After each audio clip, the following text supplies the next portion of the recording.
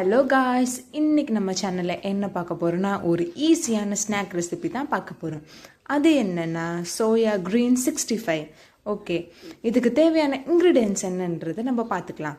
50 gram soya chunks, கொஞ்சமாக கொத்தமல்லி இலை, 2 பச்சை மிளகா, 1/2 ஸ்பூன் சோம்பு, 1/2 ஸ்பூன் பெப்பர், 1 சிட்டிகை மஞ்சத்தூள், 1 ஸ்பூன் கரம் மசாலா, தேவையான அளவு உப்பு, 3 பல் பூண்டு, கொஞ்சமாக இஞ்சி, 3 ஸ்பூன் அரிசி மாவு, கொஞ்சமாக தயிர்.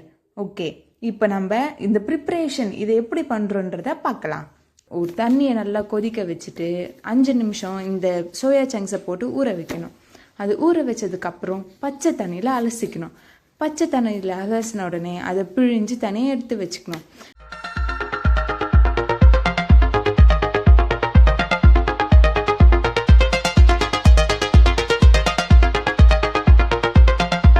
இன்க்ரீடியன்ட்ஸ்லாம் உங்ககிட்ட சொன்ன பார்த்தியா, அதை ஒரு மிக்ஸி ஜாரில் போட்டு ஃபைன் பேஸ்ட்டாக அரைச்சி எடுத்துக்கணும்.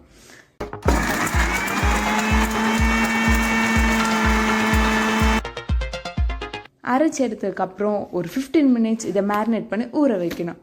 ஊற வச்சதுக்கப்புறம் ஒரு எண்ணெய் நல்லா காஞ்ச உடனே அதில் போட்டு ஃப்ரை பண்ணி எடுத்தா சோயா க்ரீன் 65 ரெடி.